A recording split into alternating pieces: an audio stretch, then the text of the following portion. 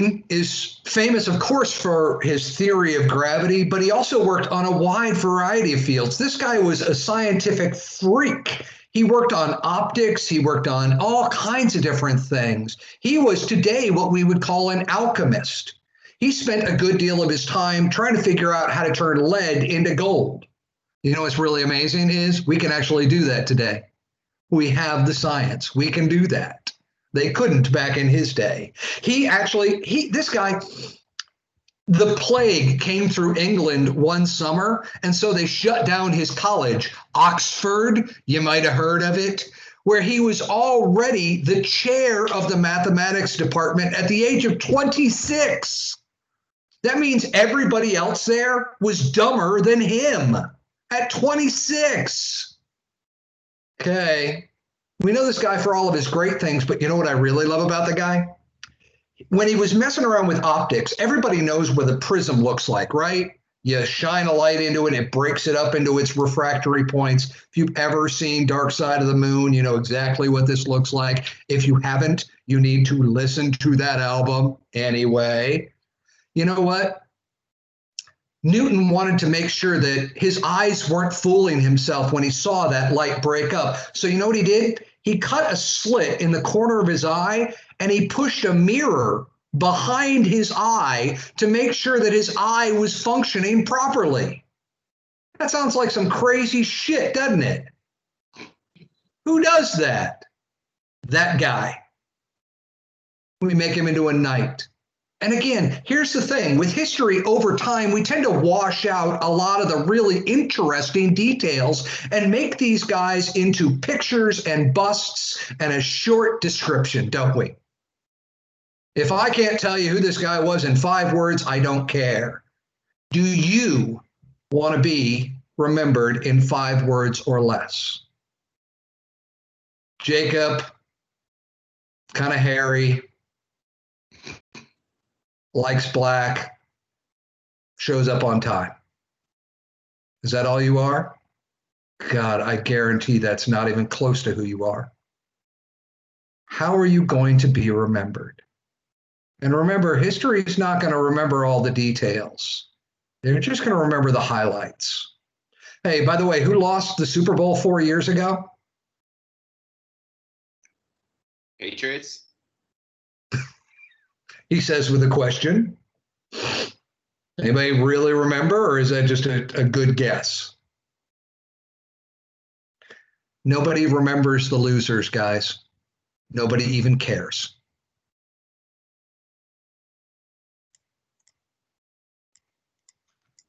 Anybody know who that is?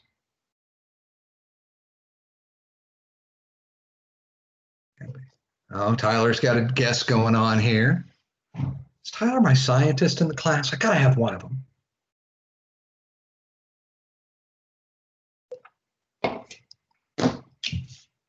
Oh, nothing? Okay.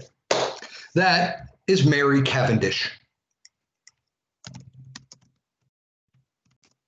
Mary Cavendish was alive at the exact same time as Newton, and she might even have been a better scientist than Newton was. She was self-taught. Women weren't allowed to go to college and university at the time, but her father recognized her genius very early on, got her tutors, and helped her get a lot of education. She is responsible for cataloging more than 200,000 plants and animals in her lifetime. She's also was an amazing artist. So she would draw pictures of these plants and animals in their natural setting. And you've probably seen these pictures, whether you know it or not. There's an entire line of stamps now that have Mary Cavendish's work. Her work in botany, in zoology, is second to none. And yet she's almost entirely forgotten. Nobody here knew her name.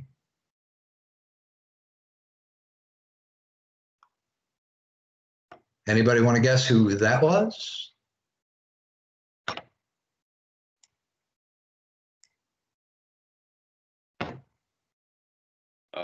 Cornwallis. Ah, solid guess. You're in the right period.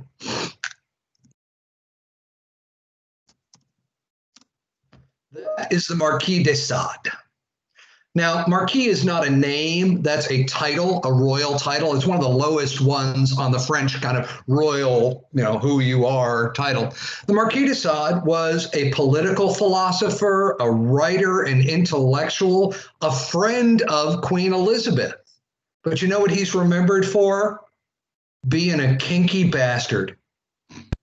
He liked sex a lot.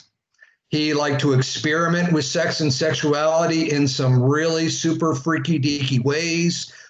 He enjoyed today what we would call BDSM. He pushed the boundaries of sexuality, and he banged just about anything that would let him and a few things that didn't, including bestiality. And that's what he's remembered for. Oh, Ashby. Ashby. Oh. It's like, oh, whoa, wait a second. Gotta dial that back now. Okay, let me ask you, are you judging him according to the values of the present? This is what is called presentism. Are you? And this is natural. This is what everybody does. We're saying, oh, that's a kinky bastard. He shouldn't have done that with the kids and the goats. Hey, I like goats, but not that much, okay? Seriously, I really like goats. They're cool. They jump up and down, they scream at you. It's like my kids, but they require less supervision. So, are you judging this guy by the values of the present? Of course you are, because that's what we all do, but it's what we all have to caution ourselves against. In his time period, nobody cared where you put your dingle dangle. They didn't care if you were what today would call gay or straight. Nobody cared because it wasn't their business. What you do with your junk is your business and your partner's business and nobody else's. But we still judge people, don't we? We judge them according to their behavior, according to the differences between what they say and what they do. Be careful that you're not judging the past by the values of the present. People were similar in the past than they are today, but their values were different. Today, many people are hung up on sex and sexuality. Try to explain fluid genders to your grandparents and see how well that conversation goes, okay? Try telling your grandmother that you're trans or gay or anything that's not straight and normal, and good luck enjoying that conversation. Hopefully, in a couple of generations or even sooner, we can get over that bullshit and stop judging each other for what we do in the bedroom, and instead not judge each other at all. Maybe that's not your job. Maybe your job is to get your own life right. And after you do that, keep getting your own life right. What did Jesus say? Judge not, lest ye be judged yourself. How many Christians or humans do you see actually practicing that? That one kind of hurt and came close to home, didn't it? All right. Let's keep going with the litany here. All right. Who's the guy? Stalin. Yes. Oh, Sean loves his mass murderers. Good for you. You're my friend. We're going to get along just fine. So right now, I'm actually an expert in Russian history. That's my field of expertise. Actually, Russian history and African-American history. Don't ask me how those two come together. I had a weird college, so, be that as it may. Stalin is probably the biggest mass murderer in all of world history. Him and Mao are pretty close there. They probably both killed at least 70 million of their own people. But when we talk about mass murderers, who's the name that always comes up? Adolf Hitler. Hitler. Please. That guy was a punk. Where do you think he learned how to mass murder people? By watching Stalin do it. They were allies for a while. Okay, so everybody knows Stalin. Anybody know who the girl is? Was?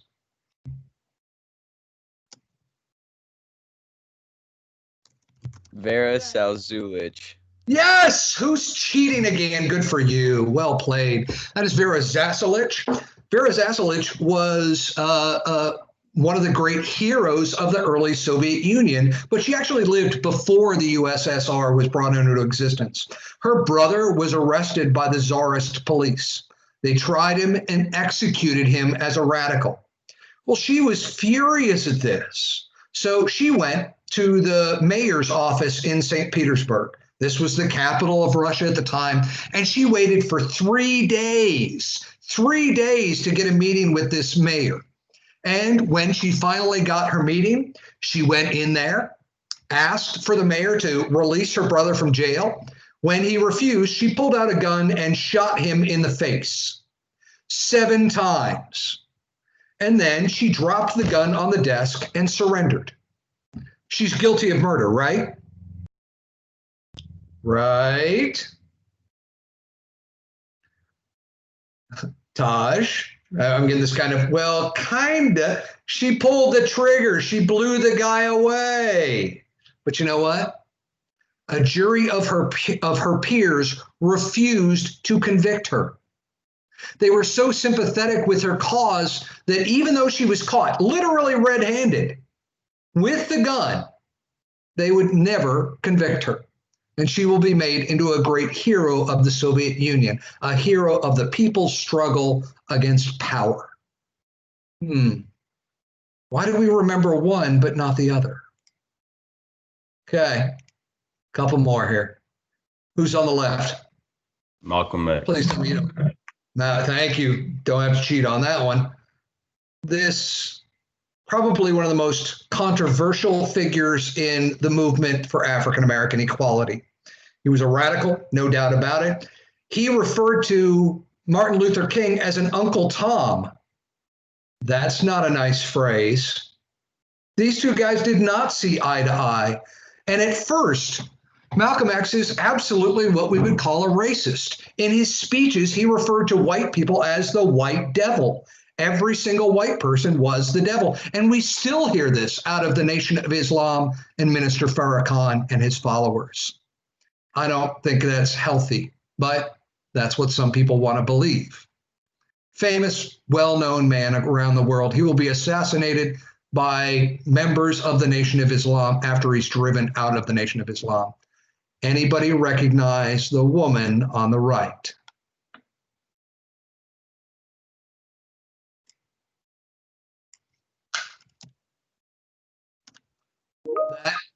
That is Benazir Bhutto. Excuse me, there should be an N, that should be an H. There we go. Benazir Bhutto is the first female prime minister of a Muslim country.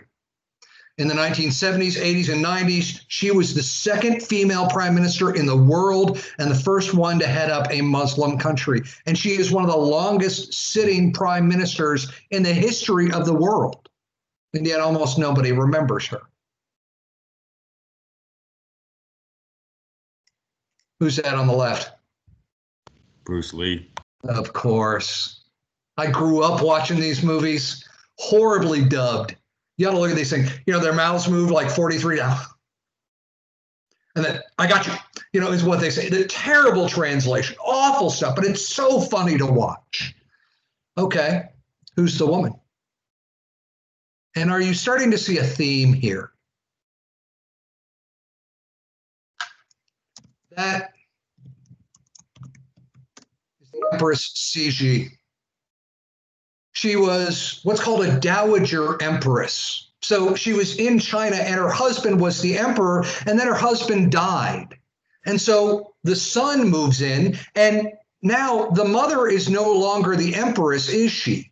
The son doesn't marry his mom. He has his own wife, and she becomes the empress. So what happens to the former empress? She loses all of her power and authority. She hated this, so much so that she is going to help create a revolution inside China that's going to start a century of chaos. She backed up a group that was known, that we just simply call the Boxers. These people believed that if you practiced certain rituals, kind of like Tai Chi, that you could actually make yourself invulnerable to bullets. Do you think that worked for her followers? No, but they believed it. And as they ran towards those machine guns and got mowed down in rows, do you think their belief changed before they died? If I can teach you nothing else in this class today, I want you to read that. Belief drives behavior. And this is why it's so important that what you put in your head is correct. Because if you believe that lizard men are running the government, you're going to act like lizard men run the government. If you believe that there's a conspiracy to steal the election, you're going to act like there's a conspiracy, even though there's no evidence to back that up. Belief drives behavior. So the only way you can understand other people and the people of the past is to understand what they believe. That doesn't mean you have to agree with it or respect it. Here, in this class, I'm going to present some truly reprehensible, awful belief systems. Racism. Racism is a religious cult. It's a mental disorder. But if you write off racists as stupid, you're wrong. And you will never, ever understand them, and you will never, ever be able to change their minds. Until you understand other people, you cannot make the world a better place. And maybe even more importantly, until you understand yourself, you will not understand why you do what you do. This class is more than history. This is a class in human nature, in understanding yourself and other people.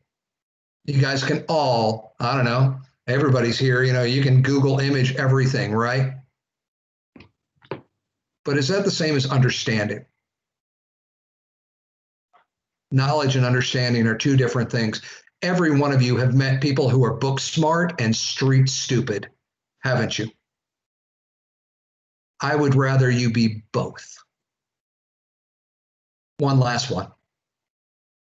Let's start with the far left. Anybody recognize him? Nelson Mandela. Fantastic. Tell me a little bit about him, Tosh. He was arrested in South for basically fighting against apartheid, and after he was in prison, after campaigning, he became the president of South Africa, and I believe the first African-American president in South Africa as well.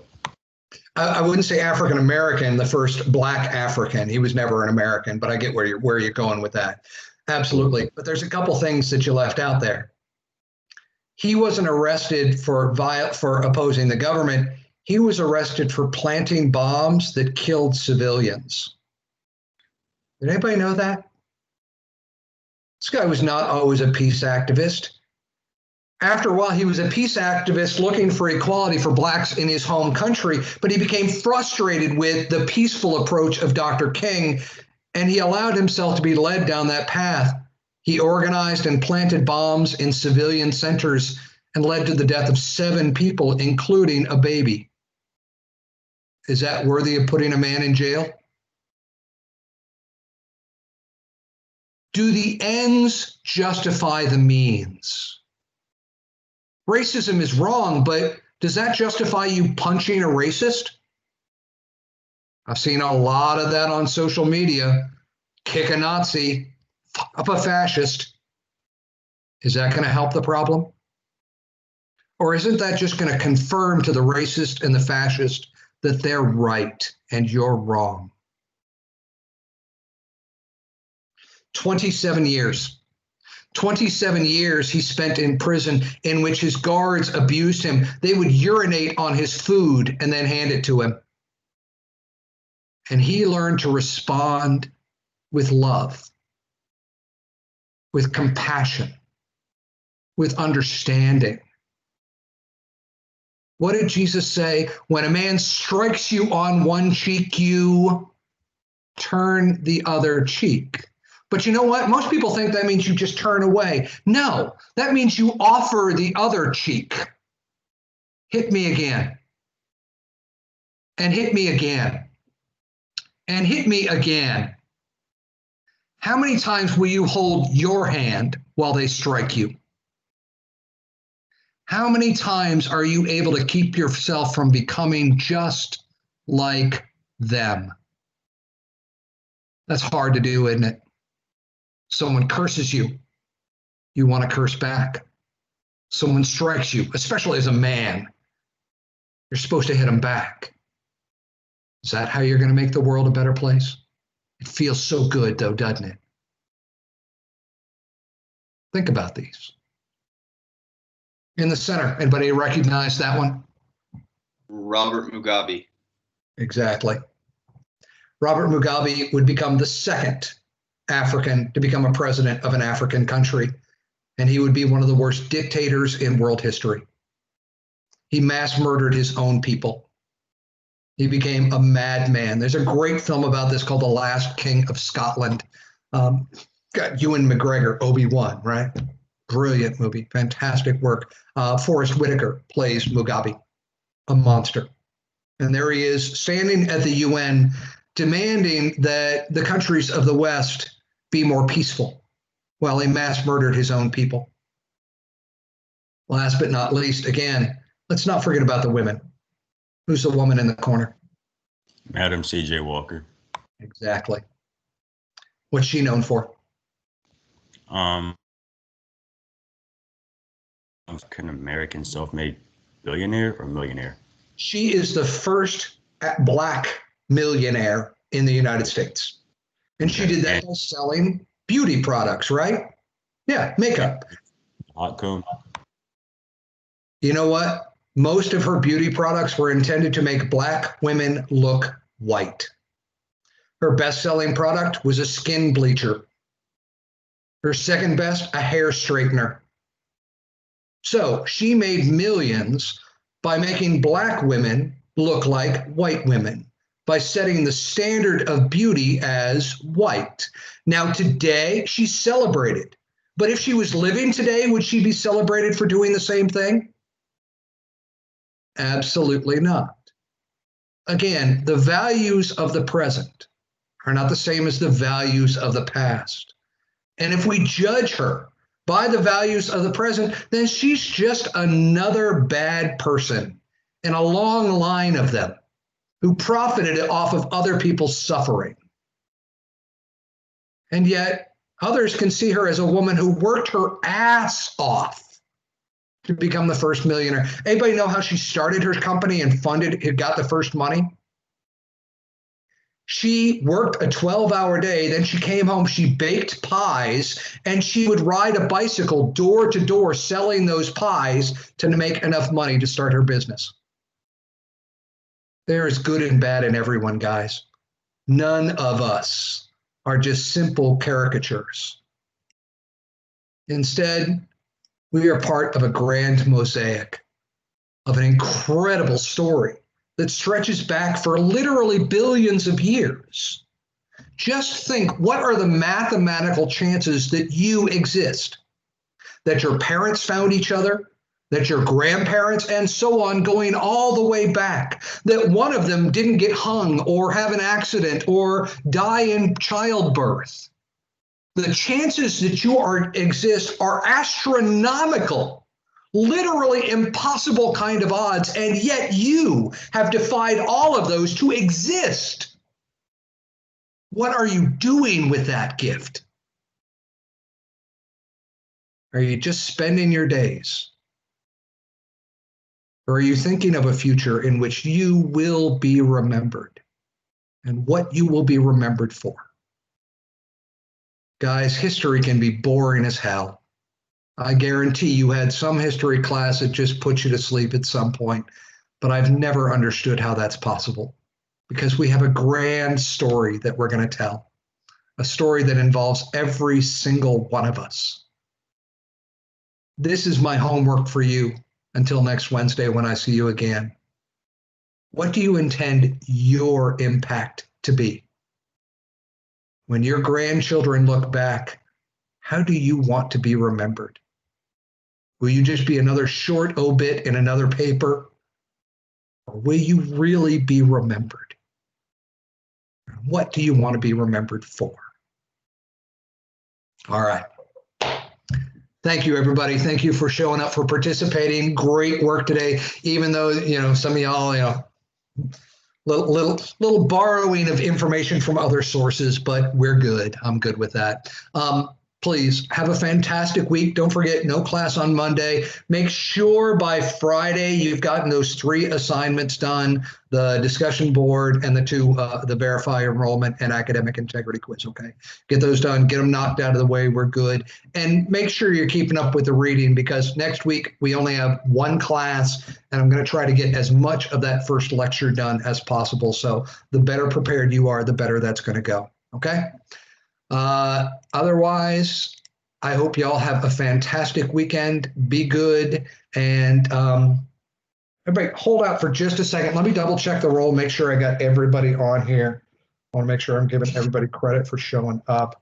Is Melanie, are you here today? I'll take that as a no. Kudzai? Ernest Jones. No. Otherwise, thank you very much, guys. Have a fantastic week, and I'll see y'all next Wednesday, okay? Be good. Peace. Thank you. And you said the first couple chapters are done by Monday, correct? Yes, I'd like to have through chapters 1 and 2 by Monday, by Wednesday. Yeah. Awesome. Thank you, sir. And thank you for your help today. I appreciate it.